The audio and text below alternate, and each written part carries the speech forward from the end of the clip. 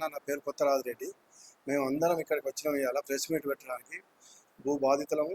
మా ప్రాబ్లం చాలామంది సాల్వ్ అయినాయి. ఇందులో గౌరవ సిపి ఏకే మహాంతి గారు మా ప్రాబ్లంలు అందరూ మా భూ కబ్జాదారుల నుండి మమ్మల్ని రక్షించి మేము స్వేచ్ఛగా ఇల్లు కట్టుకోవడానికి మాకు చాలా సహాయం చేసినారు సిపి మహాంతి గారు.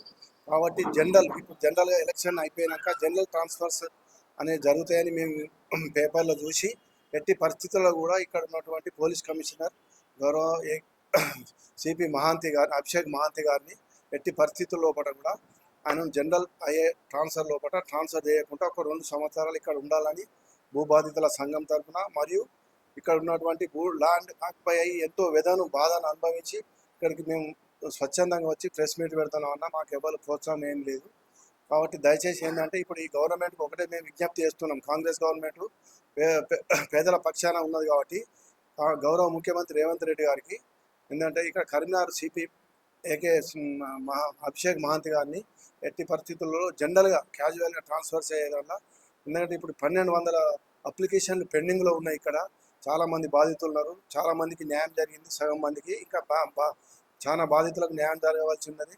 ఈ సిపి గారు అయితేనే మాకు న్యాయం జరుగుతుందని మేమందరం భావించి ఈ ప్రెస్ మీట్కు పెట్టడానికి ఇక్కడికి వచ్చినాం.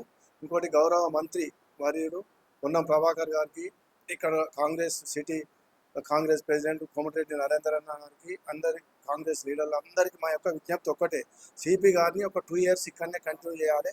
ఎందుకంటే ఇక్కడ చాలా మంది మధ్యతరగతి ప్రజలు ఇక్కడ ఇదివరకు ఉన్న బీఆర్ఎస్ గవర్నమెంట్ అయితే ఇంకా చాలామంది లీడర్లు భూములు కబ్జా చేసినారు. కాబట్టి వాళ్ళ బాధలు వశపడక ఎన్నోసార్లు మేము కోర్టును ఆశ్రయించడం, కోర్టు తీర్పును కూడా ఇక్కడ గౌరవిస్తలేరు. ఎగ్జాంపుల్ నా పేరు కొత్తరాజు రెడ్డి, నేను 2 సార్లు హైకోర్టు ఆర్డర్ తీసుకొచ్చినా కూడా నన్ను ఇంప్లిమెంటేషన్ చేయలేదు మున్సిపాలిటీ వాళ్ళు కానీ ఎవరు కానీ. కాబట్టి దయచేసి మా రిక్వెస్ట్ సీనియర్ సిటిజన్గా అయితే భూ బాధితుల సంఘం అయితే వీళ్ళందరి తరఫున మేము ఒకటే కోరుకుంటున్నాం. గౌరవ సిపి అభిషేక్ మహాంతి గారిని మంచి ఇన్వెస్టిగేషన్ చేసి మాకు మంచి న్యాయం చేస్తుండు. ఇంకా చాలామంది ఇక్కడ బాధితున్నారు, ఇక రాలేకపోవచ్చు. చాలామంది అటు ఇటు చెప్పుకొని బాధపడుతున్నారు. సిపి గారిని ఎట్టి పరిస్థితిలో ఒక 1 year 2 year ఇక్కడి ట్రాన్స్ఫర్ చేయకుంటే మా ప్రాబ్లంలన్నీ సాల్వ్ అవుతాయని మేము మనసు పూర్తిగా వినయపూర్వకంగా ఇక్కడ ఉన్న గవర్నమెంట్కు, ఇక్కడ ఉన్న కలెక్టర్ అయితే అందరికీ విజ్ఞప్తి చేస్తాను, పై ఆఫీసర్లందరికీ, గౌరవ మంత్రికి, అందరికీ. కాబట్టి మా రిక్వెస్ట్ను మన్నించి గౌరవ సిపిని ఇక్కడనే ఉంచి ఇక్కడనే ఎటు ట్రాన్స్ఫర్ చేయకుండా మా పేద ప్రజలకు న్యాయం చేయాలని కోరుకుంటాం. లా అండ్ ఆర్డర్ ఈ సిపి గారు వచ్చిన కానీ లా అండ్ ఆర్డర్ అయితే ఇంకా అన్ని విషయాలలో మాకు పేద ప్రజలకు న్యాయం జరుగుతుందని భావించి ఈ ప్రెస్ మీట్ పెట్టడం జరిగింది.